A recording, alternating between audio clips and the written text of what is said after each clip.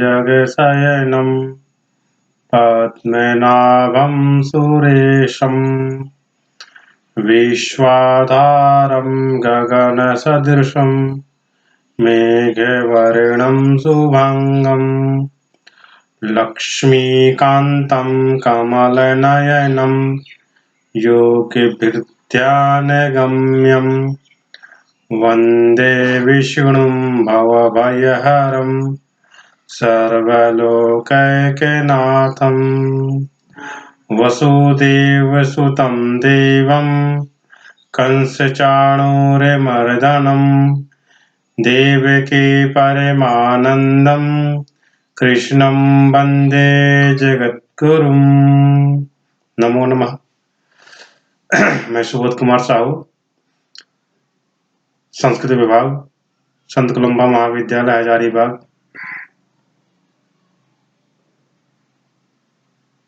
अनुबंधित सहायक प्राध्यापक, विनोबा भावे विश्वविद्यालय हजारीबाग।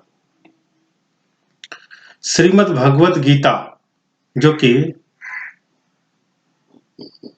स्नातक षष्ठ संसत्र में पठनीय है।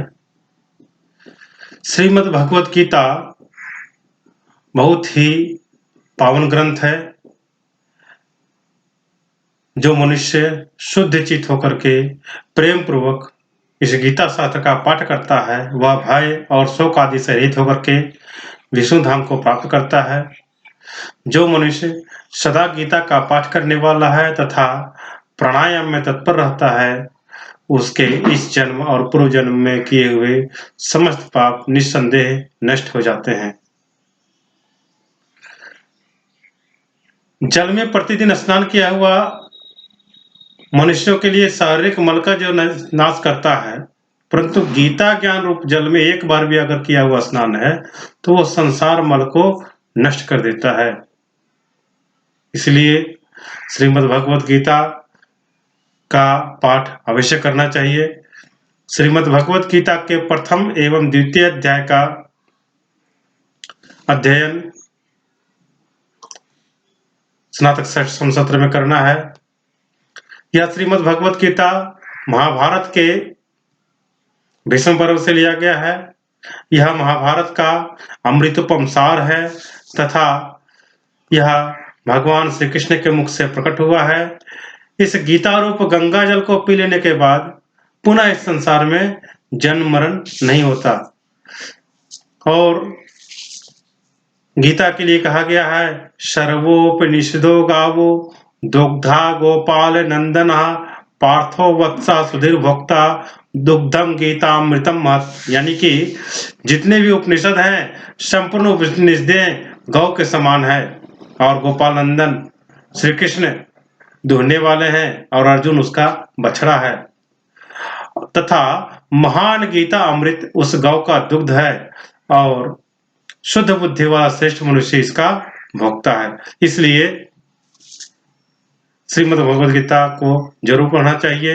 यह गीता शास्त्र एक उत्तम शास्त्र है। इसका पठन पाठन करने से व्यक्ति को आत्मिक शांति प्राप्त होती है। श्रीमद् भगवद गीता के प्रथम अध्याय में दोनों सेना एक दूसरे के सामने पहुंचते हैं। उसके बाद अर्जुन दोनों सेनाओं का निरीक्षण करना चाहता है।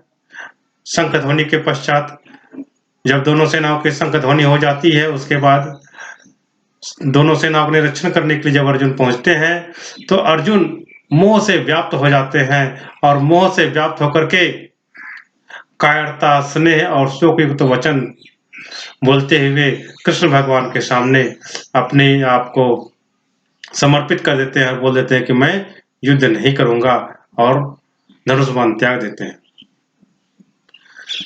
श्रीमद् भगवत गीता के दूसरे अध्याय का आज हम लोग अध्ययन करेंगे। श्रीमद् भगवत गीता के दूसरे अध्याय में अर्जुन की कायरता के विषय में श्री कृष्ण और अर्जुन का संवाद है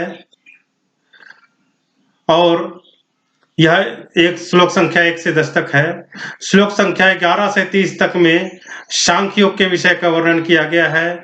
31 से 38 तक में छात्र धर्म के अनुसार युद्ध करने की आवश्यकता का निरूपण किया गया है।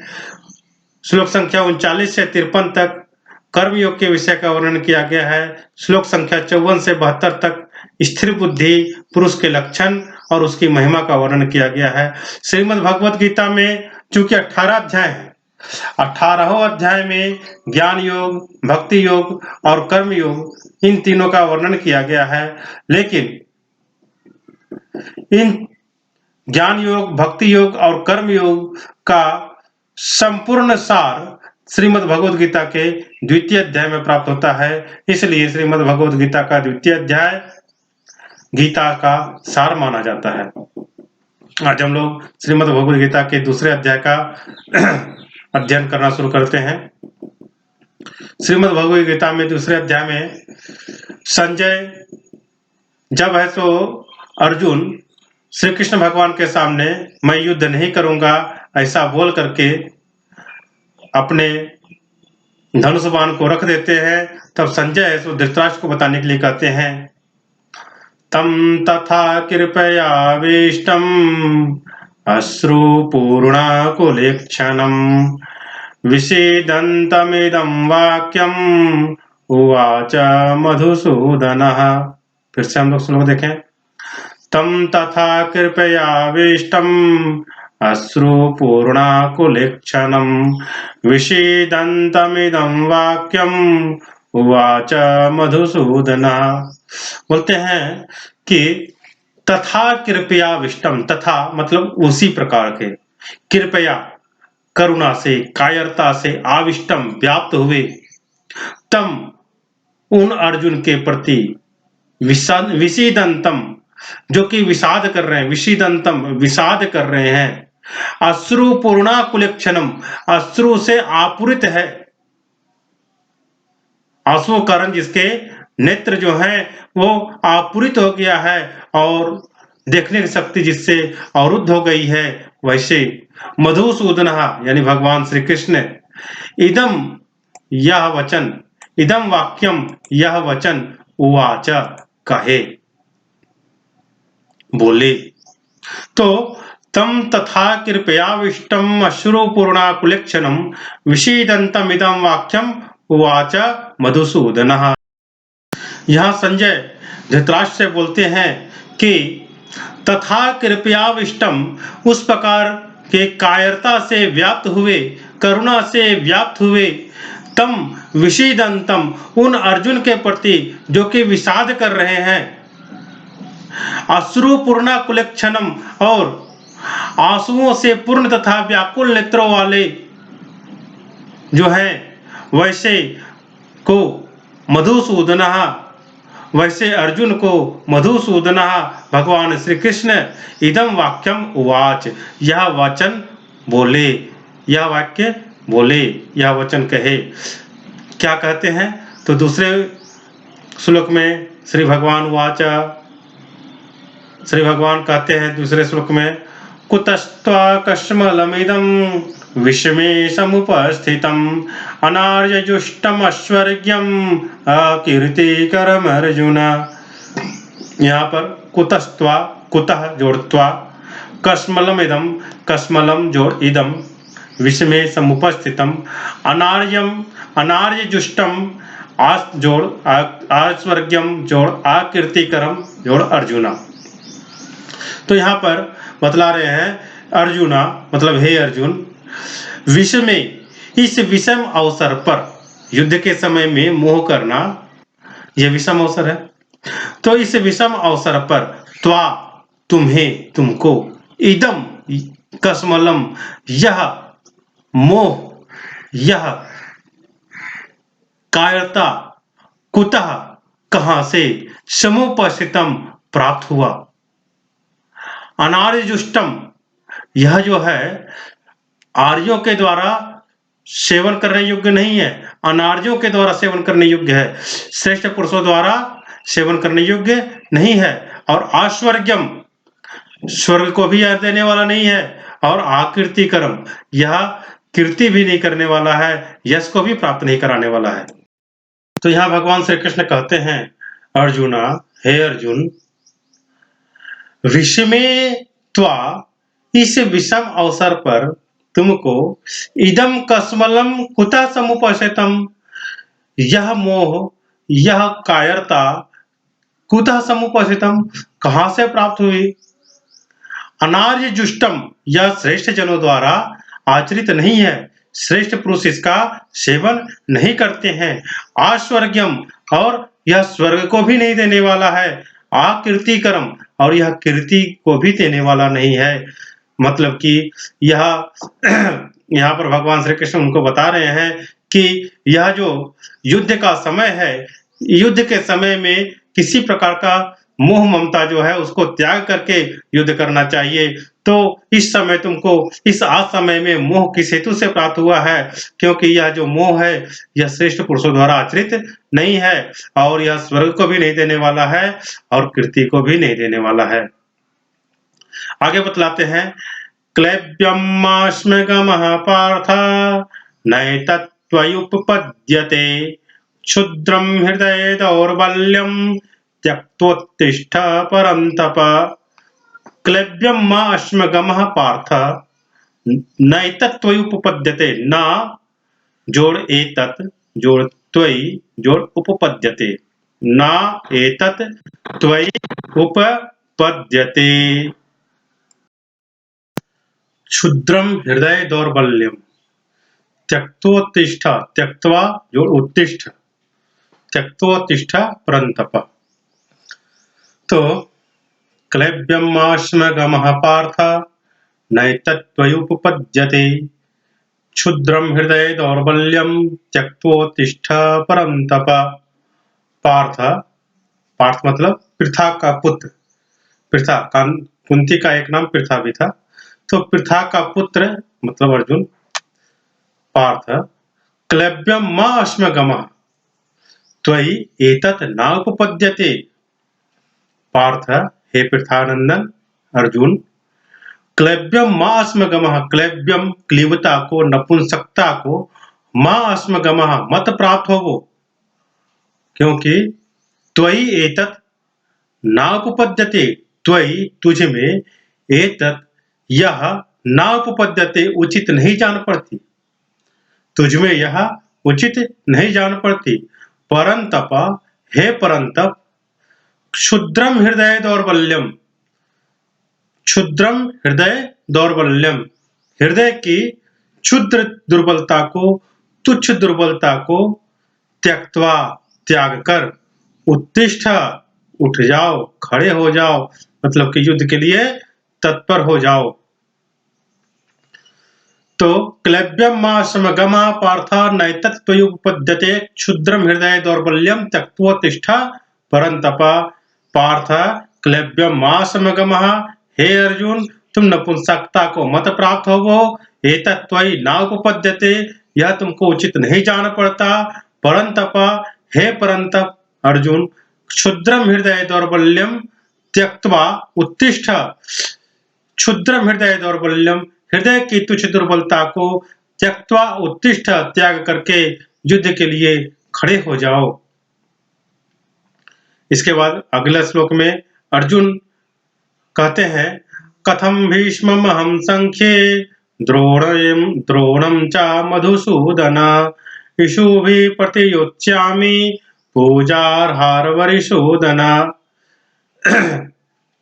फिर से देखें श्लोक, कथम भीष्मम् अहं संख्ये द्रोणं च मधुसूदन, इषुभिः प्रतियोत्स्यामि पूजार्हारवरिसूदन। कथम भीष्मम् अहं संख्ये द्रोणं च मधुसूदन, मधुसूदन, हे मधुसूदन, अहम मैं संख्ये, संख्य मतलब युद्ध क्षेत्र में, रणभूमि में, भीष्मम चा भीष्म और द्रोणम द्रोण के प्रति, इषु भी उसके साथ, भीष्म और द्रोण के साथ, इषु भी बाणों से, कथम योत्स्यामि कैसे युद्ध करूंगा, हरिसूदना हे हरिसूदन, पूजार्हव ये दोनों मेरे पूजनीय हैं। तो यहाँ पर अर्जुन है सो अपने शंका का निवारण कराते हुए बतलाते हैं। कृष्ण भगवान जब पूछते हैं कि तुम यहाँ युद्ध क्यों नहीं करना चाह रहे हो, तब बोल रहे हैं कि हे मधुसूदन, हे मधुसूदन, अहम संख्ये भीष्मं च द्रोणं प्रति इषुभिः कथं योत्स्यामि। मैं संख्ये रणभूमि में, युद्ध क्षेत्र में, भीष्मं च द्रोणं, भीष्म और द्रोणाचार्य के प्रति, उनके विरुद्ध, इषुभिः कथं योत्स्यामि, बाणों से कैसे युद्ध करूंगा। हरिसूदना, हे हरिसूदन, पूजार्हौ, ये दोनों मेरे पूजनीय हैं। भीष्म पितामह भी और द्रोणाचार्य भी। भीष्म पितामह उनके दादा थे और द्रोणाचार्य उनके गुरु थे, तो ये दोनों मेरे पूजनीय हैं। इन दोनों के साथ मैं युद्ध कैसे करूंगा। आगे बोलते हैं, गुरून् हत्वा हि महानुभावान् श्रेयो भोक्तुं भक्षमपि ह लोके हत्वार्थकामांस्तु गुरूनिहैव भुञ्जीय भोगान् रुधिरप्रदिग्धान्। गुरून् हत्वा हि महानुभावान् श्रेयः भोक्तुं भक्षमपि ह लोके, भक्षम अपि इह लोके, हत्वार्थ कामांस्तु, हत्वा अर्थ कामान तु गुरून् हि इह एव भुञ्जय भोगान रुधिर प्रदिग्धान, भोगान रुधिर प्रदिग्धान। तो यहाँ बताते हैं, महानुभावान गुरून् आहत्वा, महानुभावान महानुभव, गुरून् गुरुजनों को, आहत्वा न मार करके, इह लोके इस संसार में, भक्षम भोक्तुम अपि, भिक्षा का अन्न खाना भी, श्रेय श्रेष्ठ समझता हूं ही, क्योंकि गुरून् हत्वा, गुरुजनों को मार करके, इह रुधिर प्रदिग्धान, यहाँ रक्त से सने हुए, अर्थ कामान धन की कामना की मुख्यता वाले, भोगान एव तो भुंजीय, भोगों को ही तो भोगूंगा। महानुभावान गुरून् आहत्वा, महानुभाव गुरु को मार करके, महानुभाव गुरुजनों को मार करके, इह लोके इस संसार में, भक्षम भोक्तुम अपि श्रेयः, भिक्षा का अन्न खाना भी श्रेयस्कर है, श्रेष्ठ है, उत्तम है ही, क्योंकि गुरून् हत्वा, गुरुजनों को मार करके, यह यहाँ पर यानी इस संसार में, रुधिर प्रदिग्धान अर्थ कामान, रक्त से सने हुए अर्थ की कामना, अर्थ कामना के यानी धन की कामना के, भोगान एव तु भुंजीय, भोगों को ही तो भोगूंगा। तो यहां पर बता रहे हैं कि हे अर्जुन, हे कृष्ण भगवान को बता रहे हैं अर्जुन, हे कृष्ण, महानुभाव गुरुजनों को मार करके इस संसार में रुधिर से सने हुए अर्थ और कामरूप भोगों को ही तो भोगूंगा। इससे तो अच्छा यह होगा कि मानव गुरुजनों को ना मार करके इस संसार में भिक्षा का अन्न खाना मेरे लिए श्रेयस्कर है। महानुभाव गुरुजनों को ना मारकर इस संसार में भिक्षा का अन्न खाना मेरे लिए श्रेयस्कर है, कल्याणकारी है, क्योंकि गुरुजनों को मार करके रक्त से सने हुए अर्थ काम रूप भोगों को ही तो भोगूंगा। आगे फिर बताते हैं, नाचैतत् विद्मः कतरन्नो गरीयो यद्वा जयेमा यदि वा नो जयेयु यानेव हत्वा न जिजीविषामः ते अवस्थिता परमुखे धार्तराष्ट्रा। फिर से श्लोक देखें, नाचैतद्विद्मः कतरन्नो गरीयो यद्वा जयेमा यदि वा नो जयेयु यानेव हत्वा न जिजीविषामस्तेव स्थितः परमुखे धार्तराष्ट्रा। संधि विच्छेद देख लें, न च एतद् विद्मः, च एतद् विद्मः कतरत नः गरीयः, कतरत नः गरेयः यत् वा जयेम यदि वा नो जयेयुः यानेव हत्वा न जिजीविषामः ते अवस्थिताः प्रमुखे धार्तराष्ट्राः। तो यहाँ बोलते हैं एतत् च न विद्मः, यह भी नहीं जानते, नह कतरत गरेयः, नह हम लोगों को कतरत गरेयः युद्ध करना और युद्ध नहीं करना, इन दोनों में से कौन सा अत्यंत श्रेष्ठ है। यत्वा अथवा जयेम हम उनको जीतेंगे, यदि वा या वे न जयेयुः हमको वे लोग जीतेंगे, यान हत्वा न जीजीविषामः यान हत्वा जिनको मार करके न जीजीविषामः जीना नहीं चाहते, ते एव वे ही धार्तराष्ट्राः धृतराष्ट्र के पुत्र धृतराष्ट्र के संबंधी प्रमुखे अवस्थिताः हमारे सामने खड़े हैं। यहाँ कृष्ण भगवान से अर्जुन कह रहे हैं कि हे भगवान, हम यह भी नहीं जानते कि युद्ध करना हमारे लिए श्रेयस्कर है कि युद्ध नहीं करना हमारे लिए श्रेयस्कर है। युद्ध क्षेत्र में तो आ चुके हैं, अब यहां से युद्ध क्षेत्र से हमको हट जाना श्रेयस्कर है कि युद्ध करना श्रेयस्कर है, यह हमको समझ में नहीं आ रहा। दूसरी बात है कि या तो हम उनको जीतेंगे या तो वे हम लोगों को जीतेंगे। युद्ध में तो या तो हार होती है या तो जीत होती है, तो अगर हार होगी तो वे हमको जीतेंगे और अगर जीत होगी तो हम उन लोगों को जीतेंगे। तो यान हत्वा न जीजीविषामः जिनको मार करके हम जीना नहीं चाहते, ते एव धार्तराष्ट्र प्रमुखे अवस्थिता वे धृतराष्ट्र के पुत्र लोग धृतराष्ट्र के संबंधी लोग हमारे सामने खड़े हैं।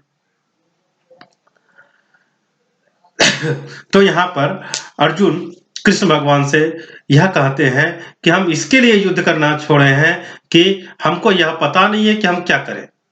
और दूसरी बात है कि चाहे युद्ध में हम जीते या वो जीते, दोनों में तो हानि हमारी ही है, हमारे ही लोग मारे जा रहे हैं, वो भी हमारे भाईजन हैं और ये भी हमारे भाईजन हैं और हम खुद हैं। तो इसमें श्रेयस्कर क्या है हमें कुछ समझ में नहीं आ रहा। इसके लिए अगला श्लोक में कहते हैं कार्पण्य दोषोपहत स्वभावः पृच्छामि त्वां धर्म सम्मूढ़ चेताः यच्छ्रेयस्यान्निशितं ब्रूहि तन्मे शिष्यस्तेऽहं साधि मां त्वां प्रपन्नम्। फिर से लोग देखें कार्पण्य दोषोपहत स्वभावः पृच्छामि त्वां धर्म सम्मूढ़ चेताः यच्छ्रेयस्यान्निशितं ब्रूहि तन्मे शिष्यस्तेऽहं साधि मां त्वां प्रपन्नम्। अब यहाँ पर संधि विच्छेद देखें कार्पण्य दोषो उपहत स्वभावः कार्पण्य दोषः उपहत स्वभावः कार्पण्य दोषेन उपहतः स्वभावः पृच्छामि त्वां धर्म सम्मूढ़ चेताः यत् श्रेयः स्यान्निशितं स्यात् निश्चितं ब्रूहि तन्मे तत्मे ब्रूहि शिष्यस्तेऽहं अहं ते शिष्यः साधि मां त्वां प्रपन्नम्। तो यहाँ पर बतला रहे हैं कार्पण्य दोषोपहत स्वभावः, कार्पण्य कृपणता रूपी कायरता रूपी दोषोपहत स्वभाव दोष से ढके हुए स्वभाव वाला, कृपणता रूपी या कायरता रूपी दोष से उपहत स्वभाव वाला ढके हुए स्वभाव वाला धर्म सम्मूढ़ चेता धर्म के विषय में मोहित चित्त हुआ त्वाम आपसे पृच्छामि मैं पूछता हूं यत निश्चितम श्रेयः जो निश्चित रूप से मेरा कल्याणकारक हो, यत निश्चितम श्रेयः स्यात् जो निश्चित रूप से मेरा कल्याणकारक हो, तत् में ब्रूहि वह मेरे लिए कहिए, वह मुझसे कहिए, अहम ते शिष्यः मैं आपका शिष्य हूं, त्वाम प्रपन्नम माम साधि आपके शरण हुए मुझको शिक्षा दीजिए, मुझको साधिए। तो यहां पर बोल रहे हैं कार्पण्य दोषोपहत स्वभावः, कायरता रूपी दोष से उपहत स्वभाव वाला, धर्म सम्मूढ़ चेता, धर्म के विषय में मोहित चित्त हुआ, त्वाम पृच्छामि, मैं आपसे पूछता हूँ, यत निश्चितम श्रेयः स्यात्, जो निश्चित रूप से मेरा कल्याणकारक हो, तत् में ब्रूहि, वह मेरे लिए कहिए। अहम ते शिष्यः, क्योंकि मैं आपका शिष्य हूं। साधि त्वाम प्रपन्नम मम साधि, तुम्हारे शरण आए हुए, आपके शरण आए हुए आप मुझको शिक्षा दीजिए। तो यहाँ पर कृष्ण भगवान से अर्जुन कह रहे हैं कि युद्ध करना है कि नहीं करना है, हमको समझ में नहीं आ रहा, इसके लिए इस विषय में मोहित चित्त हुआ, कृपणता रूप दोष के से ढके हुए स्वभाव वाला, धर्म के विषय में मोहित चित्त वाला, मुझे कुछ समझ में नहीं आ रहा, मैं इसलिए आपसे पूछ रहा हूं कि जो मेरे लिए निश्चित रूप से कल्याणकारक हो, वह आप मेरे लिए कहिए। मैं आपका शिष्य हूं और आपके शरण में आया हुआ हूं, आप हमको शिक्षा दीजिए। इसके बाद अगले श्लोक में कहते हैं, नाहि प्रपश्यामि ममापनुद्यात्, यच्छोकमुच्छोषणमिन्द्रियाणाम्, आवाप्य भूमावशपत्नमृद्धम्, राज्यं सुराणामपि चाधिपत्यम्।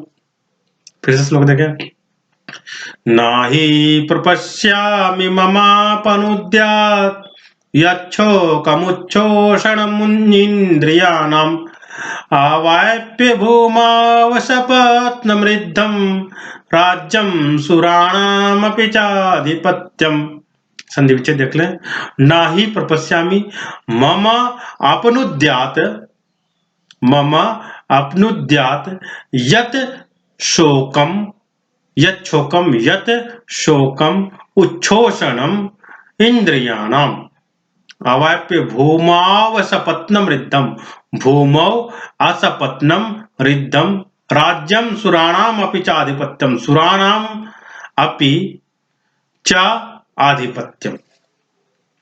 तो यहां पर बताते हैं ही, क्योंकि, भूमौ रिद्धम असपत्नम राज्यम च, भूमौ पृथ्वी पर, रिद्धम धन धान्य से संपन्न समृद्ध, असपत्नम शत्रुओं से रहित, राज्यम च राज्य, सुरानाम आधिपत्यम और स्वर्ग में देवताओं का आधिपत्य भी, आवाप्य मिल जाए उसको प्राप्त करके भी, अपि फिर भी, इंद्रियाणाम उच्छोषणम इंद्रियों को सुखाने वाला, मम यत शोकम मेरा जो शोक है, अपनुद्यात वह दूर हो जाए, न प्रपश्यामि ऐसा मैं नहीं देखता हूं। अपने संबंधियों को देख करके जो मोहित चित्त हुए हैं अर्जुन यहाँ पर, और शोक से ग्रस्त हो गए हैं, उन शोकों को दूर करने के लिए यहाँ पर अपना कोई उपाय ना देख करके कृष्ण भगवान से अर्जुन कह रहे हैं कि नाहि प्रपश्यामि ममापनुद्यात्, यच्छोकमुच्छोषणम इंद्रियाणाम, अवाप्य भूमौ सपत्नम रिद्धम, राज्यम सुराणाम अपि चाधिपत्यम। तो ही भूमौ रिद्धम असपत्नम राज्यम च सुराणाम आधिपत्यम अवाप्य, ही क्योंकि, भूमौ पृथ्वी पर, रिद्धम असपत्नम धन धान्य से संपन्न राज्य को, और असपत्नम शत्रुओं से रहित यानी निष्कंटक राज्य को प्राप्त करके, और सुराणाम आधिपत्यम देवताओं का आधिपत्य भी अगर उसमें मिल जाए उसको भी प्राप्त करके, अपि उसके बाद भी, इंद्रियाणाम उच्छोषणम इंद्रियों को जो सुखाने वाला है, मम यत शोकम मेरा जो यह शोक है, अपनुद्यात वह दूर हो जाए, ऐसा ना प्रपश्यामि ऐसा मैं नहीं देखता हूं। तो यहां अर्जुन कह रहे हैं कि हमारे पास जो शोक हमारा उत्पन्न हुआ है, अगर यह शोक दूर करने के लिए हमको संपूर्ण पृथ्वी पर निष्कंटक राज्य मिल जाए, शत्रुओं से रहित हो जाए और पूरे धन धान्य से समृद्ध हुआ राज्य हो, देवताओं का भी मैं स्वामी बन जाऊं, उसके बाद भी मैं अपने इंद्रियों को सुखाने वाले, इस शोक को दूर करने वाला कुछ नहीं देख पाता, वो ऐसा कोई उपाय नहीं देख पाता हूं। संजय बोलते हैं, एव मुक्त्वा संजय उवाच एव मुक्त्वा ऋषिकेशं गुडाकेशः परन्तप नायोत्स्यति गोविन्दम् उक्त्वा तूष्णीं बभूवः। एव मुक्त्वा ऋषिकेशं गुडाकेशः परन्तपः नायोत्स्य इति गोविन्दम, गोविंदम जोड़ उक्त्वा तूष्णीं बभूवः। तो यहाँ पर बोलते हैं कि परंतपा, हे परंतप, यहाँ संजय बोल रहे हैं तो संजय धृतराष्ट्र से ही कह रहे हैं, तो परंतप का मतलब यहाँ धृतराष्ट्र हो गया। परंतपा, हे परंतप, हे धृतराष्ट्र, एवं उक्त्वा गुडाकेशः ऋषिकेशम गोविंदम, ऐसा कह करके गुडाकेशः निद्रा को जीतने वाले यानी अर्जुन, ऋषिकेशम गोविंदम अंतर्यामी भगवान गोविंद से ना योत्स्य इति, मैं युद्ध नहीं करूंगा ऐसा हा उक्त्वा साफ साफ कह करके तूष्णीं बभूव, चुप हो गए। यहां संजय बतला रहे हैं धृतराष्ट्र को कि हे राजन, हे परंतप, एवं मुक्त्वा गुडाकेशः ऋषिकेशम गोविंदम न योत्स्य, एवं मुक्त्वा ऐसा कह करके गुडाकेशा निद्रा को जीतने वाले अर्जुन जो है वह ऋषिकेशम भगवान श्री कृष्ण को, ऋषिकेशम गोविंदम गोविंद को न योत्स्य इति हा उक्त्वा तूष्णीं बभूव, मैं युद्ध नहीं करूंगा ऐसा कह करके चुप हो गए। अगले श्लोक में है, तमुवाच ऋषिकेशः प्रहसन्निव भारत सेनयोरुभयोर्मध्ये विषीदन्तमिदं वचः। तमुवाच ऋषिकेशः प्रहसन्निव भारत, प्रहसन इव भारत सेनयोरुभयोर्मध्ये, सेनयोः जोड़ उभयोः जोड़ मध्ये विषीदन्तम इदं वचः, विषीदन्तम जोड़ इदं वचः। भारत, भारत यानी कि हे भरतवंशी, यहाँ पर संजय ही कह रहे हैं तो धृतराष्ट्र को कहा जा रहा है, हे भरतवंशी धृतराष्ट्र, उभयो सेनयो मध्य, दोनों सेनाओं के बीच में विषीदन्तम विषाद करते हुए, तम प्रहसन इव, तम उस अर्जुन के प्रति प्रहसन इव हंसते हुए से ऋषिकेश, भगवान ऋषिकेश यानी भगवान श्री कृष्ण, इदम वचः यह वाणी उवाच बोले। तो यहाँ संजय बतला रहे हैं कि जब कृष्ण भगवान के सामने अर्जुन मैं युद्ध नहीं करूंगा ऐसा स्पष्ट कह करके चुप हो गए, तो हे धृतराष्ट्र, भगवान श्री कृष्ण दोनों सेनाओं के बीच में शोक करते हुए उस अर्जुन को हंसते हुए यह वचन बोले। क्या बोलते हैं? श्री भगवान उवाच, क्या बोलते हैं भगवान, अशोच्यानन्वशोचस्त्वं प्रज्ञावादांश्च भाषसे गतासून गतासूंश्च नानुशोचन्ति पंडिताः। अशोच्यानन्वशोचस्त्वं प्रज्ञावादांश्च भाषसे गतासून गतासूंश्च नानुशोचन्ति पंडिताः। अशोच्यानन्वशोचस्त्वं, त्वं अशोच्यान अन्वशोच, अशोच्यान अन्वशोच प्रज्ञावादांश्च, प्रज्ञावादान जुड़च भाषसे गतासून गतासूंश्च, गत असून, गतासून गत असून गतासून अगता असून अगतासूंश्च न अनुशोचन्ति पंडिता, पंडिता न अनुशोचन्ति। तो यहाँ हम इसको देखेंगे, त्वम अशोच्यान अन्वशोचा, भगवान श्री कृष्ण कह रहे हैं अर्जुन से, त्वम तुम अशोच्यान अन्वशोच, शोक ना करने योग्य के लिए शोक किए हो, च और प्रज्ञावादान भाषसे, पंडितों के समान वचन कह रहे हो। गतासून जिनके प्राण चले गए, गत चले गए, असून प्राण, गतासून जिनके प्राण चले गए उनके लिए च, और आगतासून जिनके प्राण नहीं गए हैं उनके लिए पंडिता ना अनुशोचंती, पंडित लोग शोक नहीं करते हैं। फिर से देखें, त्वम अशोच्यान अन्वेषोचः च प्रज्ञावादान भाषसे, तुम शोक न करने योग्य मनुष्यों के लिए शोक करते हो और पंडितों के से वचनों को कहते हो। परंतु गतासुन जिनके प्राण चले गए हैं, आगतासुंशा और जिनके प्राण नहीं गए हैं उनके लिए पंडिता न अनुशोचंती, पंडित लोग शोक नहीं करते। यहां से सांख्य दर्शन का प्रारंभ हो जाता है। सांख्य योग यहां से प्रारंभ हो गया है। सांख्य योग का पहला यह श्लोक है, समझ के चले। श्री कृष्ण भगवान यहां पर बता रहे हैं कि शोक किसके लिए किया जाता है। तो शोक किया जाता है, यहां पर शोक किसके लिए किया जाता है तो बतला रहे हैं कि शोक कब होता है, जब संसार के प्राणी पदार्थ के दो पदार्थ जितने हैं संसार में, उन सभी पदार्थों को दो विभाग में कर देता है कि यह मेरा है और यह मेरा नहीं है। और पंडित लोग यानी विद्वान लोग कहते हैं कि संसार का सकल पसारा जो है वह हमारा कुछ भी नहीं है, और नहीं तो सब कुछ हमारा ही है। सर्वम खलविदम ब्रह्म। तो यहां पर कृष्ण भगवान वही बता रहे हैं कि तुम अशोचान अन्वेषोचः, तुम शोक न करने योग्य के लिए शोक करते हो और प्रज्ञावादांश भाषसे, और विद्वानों के समान वचन कह रहे हो। गतासु नागतासुंश, जिनके प्राण चले गए हैं और जिनके प्राण नहीं गए हैं उनके लिए भी पंडिता नानुशोचंती, पंडित लोग कभी शोक नहीं करते, क्योंकि वो तो जान रहे हैं कि जिनका जन्म हुआ है उनकी मृत्यु निश्चित है, और जिनकी मृत्यु होगी उनका फिर से जन्म होगा, यह तो सिद्धांत है।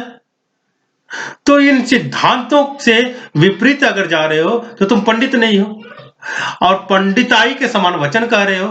तो इसी के लिए यहां श्री भगवान बोलते हैं कि हे अर्जुन, तुम शोक ना करने योग्य मनुष्यों के लिए शोक कर रहे हो और पंडितों के समान वचन कह रहे हो। परंतु जिनके प्राण चले गए हैं उनके लिए और जिनके प्राण नहीं गए हैं उनके लिए भी पंडित जन शोक नहीं करते। आगे बतलाते हैं, ना त्वेवाहम जातु नासम न त्वं नेमे जनाधिपाः न चैव न भविष्यामः सर्वे वयमतः परम।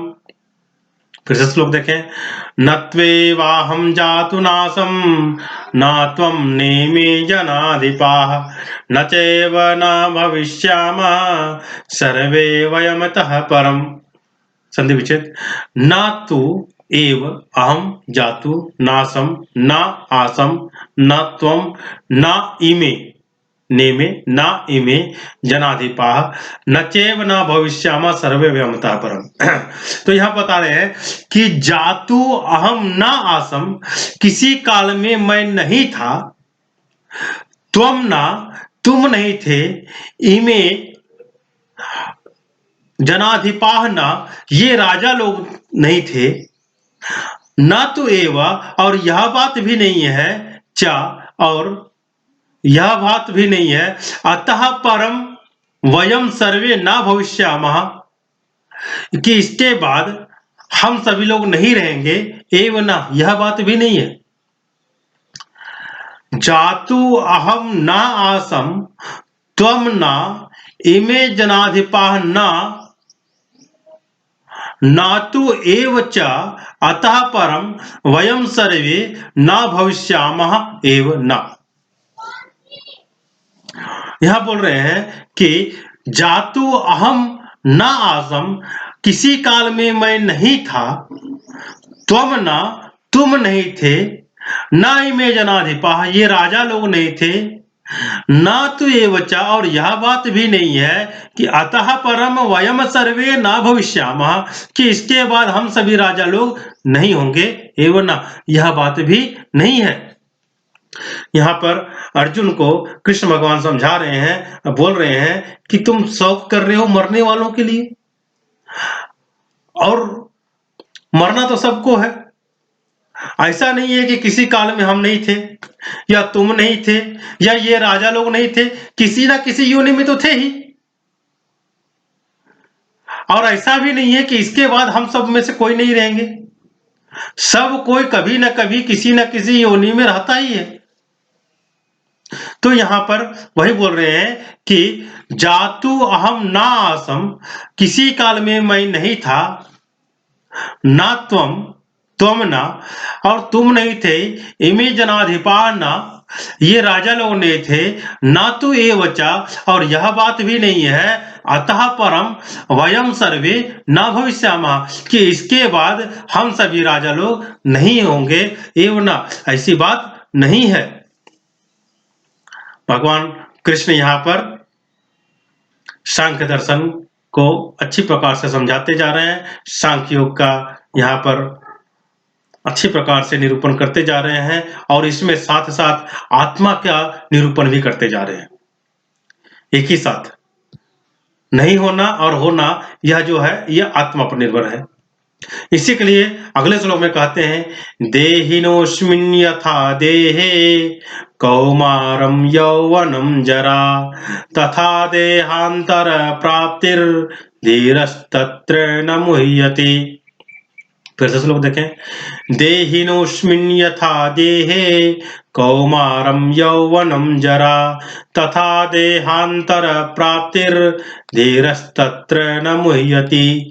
देहिनोऽस्मिन्, देहिनः अस्मिन्, देहिनः अस्मिन् यथा, देहिनोऽस्मिन् यथा, देहिनः अस्मिन् यथा, देहे कौमारं यौवनं जरा तथा देहांतर प्राप्ति धीरः तत्र न मुह्यति। तो बोलते हैं देहिनः अस्मिन् देहे, देहधारी इस मनुष्य शरीर में, यथा कौमारम यौवनम जरा, जिस प्रकार से कौमार्यावस्था को, बाल्यावस्था को, यौवनम युवावस्था को, जरा यानी वृद्धावस्था को प्राप्त होते हैं, तथा वैसे ही देहांतर प्राप्ति, उसके दूसरे शरीर की प्राप्ति होती है। तत्र धीरः न मुह्यते, उस विषय में धीर पुरुष यानी कि पंडित लोग, विद्वान लोग मोहित नहीं होते। देहिनः अस्मिन् देहे यथा कौमारम यौवनम जरा, देहधारी मनुष्य लोग, जीवात्मा इस देह में बालकपन, जवानी और वृद्धावस्था जैसे होती है, तथा उसी प्रकार से देहांतर प्राप्ति, अन्य शरीर की प्राप्ति होती है, दूसरे शरीर की प्राप्ति होती है। तत्र धीरः न मुह्यति, उस विषय में धीर पुरुष मोहित नहीं होते। तो यहाँ पर भगवान श्री कृष्ण बताते जा रहे हैं कि जिस प्रकार से मनुष्य जो है बाल्यावस्था, फिर युवावस्था, फिर वृद्धावस्था को प्राप्त हो जाता है, फिर शरीर के जीर्ण हो जाने के बाद वह उससे आगे बढ़ के फिर मृत्यु को प्राप्त होकर के अन्य शरीर को प्राप्त करता है। तो इसमें धीर पुरुष कभी मोहित नहीं होते, जानते हैं कि एक जन्म है, होता है, फिर मृत्यु होती है, इस प्रकार से ये संसार का नियम है। अगले श्लोक में बताया जाता है, मात्रा स्पर्शास्तु कौन्तेय शीतोष्ण सुख दुःखदाः आगमापायिनो नित्यास्तां तितिक्षस्व भारत। मात्रा स्पर्शास्तु कौन्तेय शीतोष्ण सुख दुःखदा आगमापायिनो नित्यास्तां तितिक्षस्व भारत। मात्रा स्पर्शाः तु कौन्तेय शीतोष्ण सुख दुःखदा आगमापायिनः नित्याः नित्याः तां तितिक्षस्व भारत। कौन्तेय, हे कुंती नंदन, मात्रा स्पर्शाः तु, इंद्रियों के विषय तो, शीतोष्ण सुख दुःखदा, शीत उष्ण सुख और दुख को देने वाले हैं, यानी एक दूसरे के प्रतिकूल को देने वाले हैं। तथा आगमापायिनः आने जाने वाले हैं, अनित्याः अनित्य हैं, भारता हे भरतवंशी अर्जुन, तान् तितिक्षस्व उनको तुम सहन करो। यहाँ बता रहे हैं कौन्तेया हे कुंती पुत्र, मात्रा स्पर्शा तु शीतोष्ण सुख दुखदा। इंद्रियों और विषय के संयोग जो है वह तो शीत उष्ण सर्दी गर्मी सुख दुखदा और सुख और दुख को देने वाले हैं। आगमापायिनः आने जाने वाले हैं यानी विनाशशील है, अनित्याः और अनित्य हैं। भारता इसलिए हे भारत हे अर्जुन, तान् तितिक्षस्व उनको तुम सहन करो। इसके बाद अगले श्लोक में बोलते हैं यम ही न व्यथ्यन्ते ते पुरुषं पुरुषर्षभ सम दुःख सुखम धीरम स्वमृतत्वाय कल्पते। श्लोक देखें, यम ही न व्यथ्यन्ते ते पुरुषं पुरुषर्षभ सम दुःख सुखम धीरम स्वमृतत्वाय कल्पते। बोलते हैं ही पुरुषर्षभा क्योंकि हे पुरुषों में श्रेष्ठ, स्वम सुख दुखम यम धीरम जो सुख और दुख में सम रहने वाले हैं, वैसे जिस बुद्धिमान धीरम पुरुषम जिस बुद्धिमान पुरुष को एते ना व्यथयन्ति एते ना व्यथयन्ति एते यानी ये मात्रा से स्पर्श होने वाले इंद्रियों के विषय से संयुक्त सुख दुख जो है ये विचलित नहीं करते। सह अमृतत्वाय कल्पते वह अमृत को प्राप्त हो जाता है।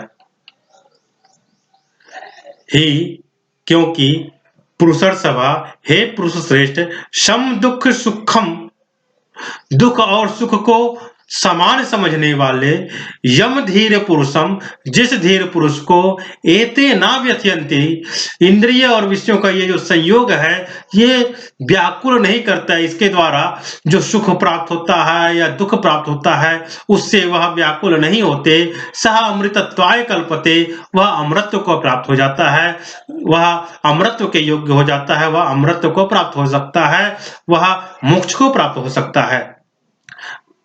तो आज हम लोग 15 श्लोक तक देखें, इसके बाद के श्लोक को हम लोग अगले बार देखेंगे। धन्यवाद।